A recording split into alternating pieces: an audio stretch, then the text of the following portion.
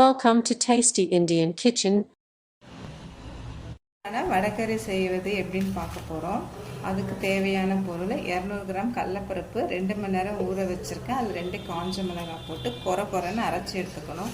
2 தக்காளி, 2 பெரிய வெங்காயம், 2 பச்சை மிளகாய், கொத்தமல்லி, புதினா இது வரைக்கும் எடுத்துருக்கோம். இப்போ இதை அரைச்சி எடுத்துக்கலாம். இப்போது ஸ்டவ்வில் ஒரு தவா வச்சுட்டு அதுக்கு ஒரு ஸ்பூன் எண்ணெய்,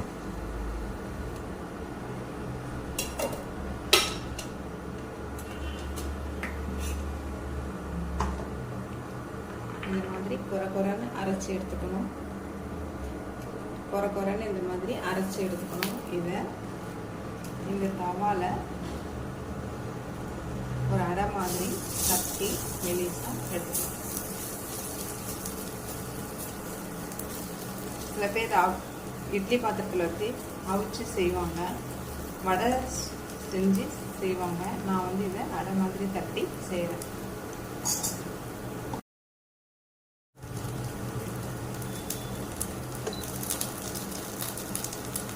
கொஞ்சம் லைட்டாக சுற்றி ஆயில்,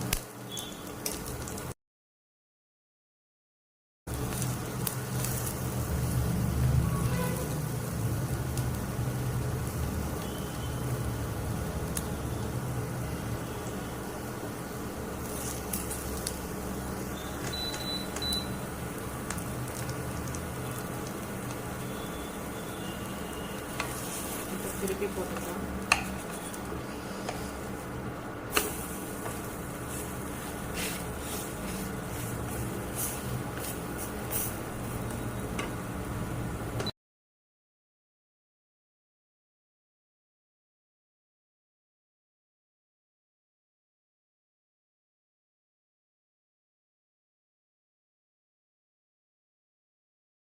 இந்த மாதிரி திருப்பி போட்டு ஒரு 3 நிமிஷம் வேக வச்சு இது மாதிரி அடையாக தட்டி எடுத்துக்கணும். இது எல்லா மாவையும் தட்டி அடை மாதிரி எடுத்துக்கிட்டு நல்லா ஆற வச்சுட்டு இதை பொடியாக வச்சு எடுத்துக்கணும். பொடியாக நல்லா ஆற வச்ச பிறகு அது பொடியாக எடுத்துக்கணும். ஸ்டவ்வில் குக்கர் வச்சுக்கிட்டு ஒரு 3 கரண்டி எண்ணெய்,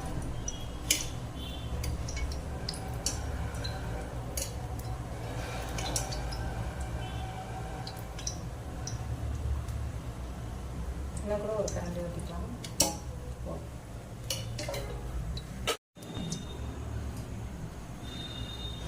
எண்ணெய் காஞ்சிருச்சு. 1 ஸ்பூன் பெருஞ்சீரகம், ஒரு 2 சின்னதாக 2 பட்டை, ஒரு 2 பிரியாணி இலை,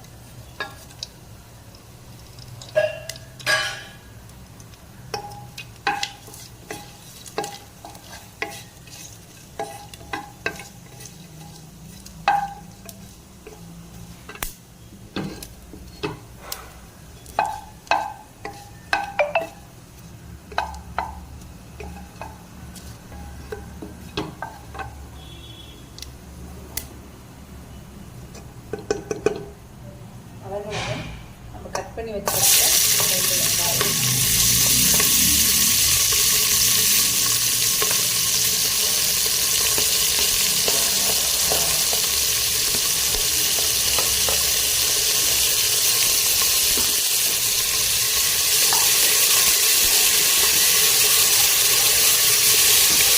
வெங்காயம், ஒரு 2 நிமிஷத்துக்கு இந்த வெங்காயத்தை நல்லா வெங்காயம் வதங்கிடுச்சு. தக்காளி, கட் பண்ணி வச்சுக்க பச்சை மிளகாய்,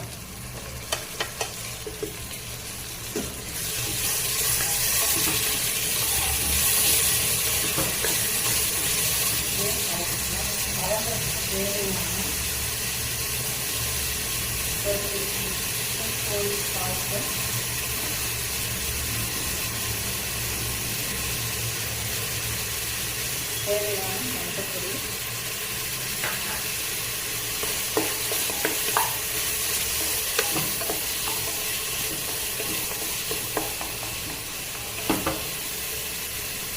தக்காளி நல்லா எசிஞ்சி வர அளவுக்கு நல்லா இது ஒரு 3 நிமிஷம் தக்காளி இப்போ ஒரு 2-3 நிமிஷம் வதங்கிடுச்சு. இப்போ ஸ்டவ்வை கொஞ்சம் சிம்மில் வச்சுட்டு தேவையான அளவுக்கு இஞ்சி பூண்டு பேஸ்ட் ஒரு ஸ்பூன்,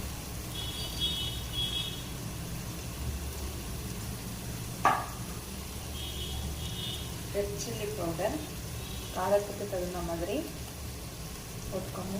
நான் ஒரு 3/4 ஸ்பூன் போடுறேன்.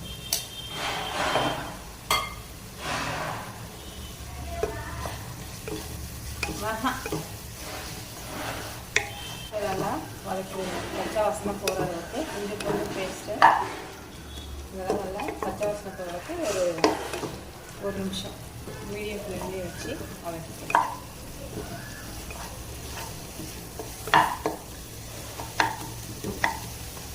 வதக்கிட்டு கைப்புளி அளவுக்கு புதினா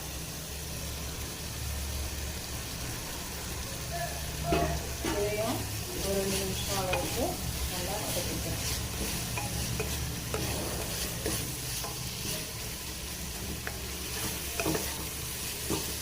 இதெல்லாம் வதங்கும் போது ஸ்டவ் மீடியம் ஃப்ளேம்லேயே எடுத்துட்டோம்.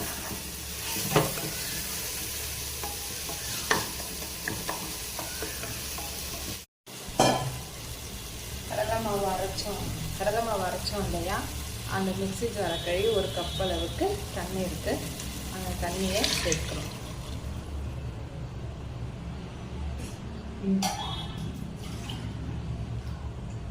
இன்னொரு பாதி கப் அளவுக்கு தண்ணி.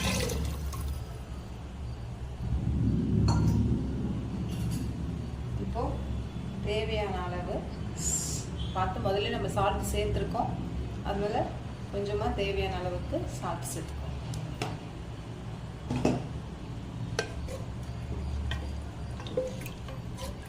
ஒரு 3 நிமிஷம் இதை கொதிக்க ஆரம்பித்த பிறகு அந்த மிளகாத்தூள் வாழெல்லாம் போகிறதுக்கு ஒரு 3 நிமிஷம் இதை கொதிக்க விடணும். மூடி வச்சிடலாம். ஒரு 3 நிமிஷம் கொதிக்கணும். 3 நிமிஷம் கொதிச்சிருச்சு. இந்த மாதிரி பொடி பண்ணி வச்சுக்கணும். அந்த அடையை அதை இதோட சேர்த்தோம்.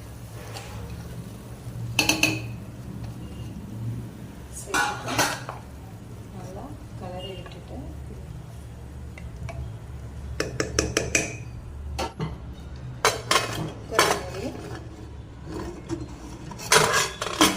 ஒரு விசில் வச்சா போதும்.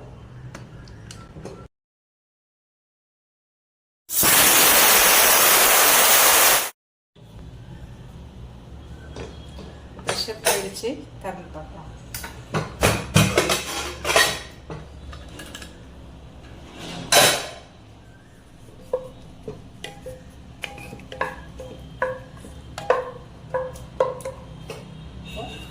கொத்தமல்லி கருவேப்பிலை போட்டு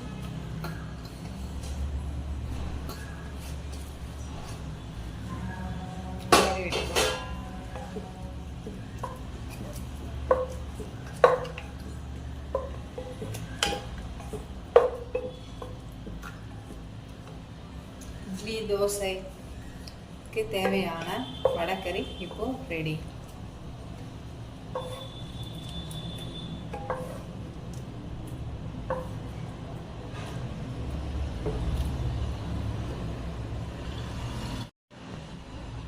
Thanks for watching.